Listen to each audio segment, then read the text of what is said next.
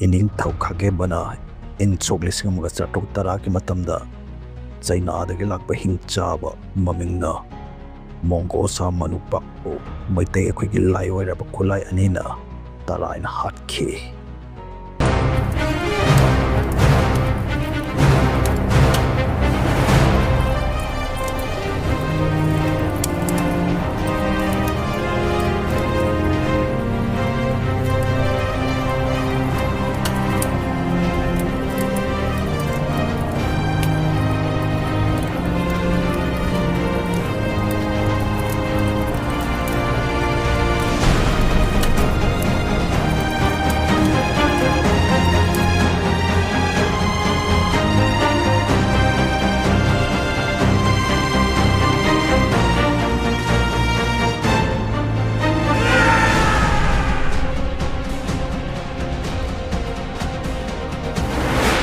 Mayam just generous the Sangvidana, Ningthou Khagemba Matokaram hatkhiba no haibado, in the testa, being Tabiu.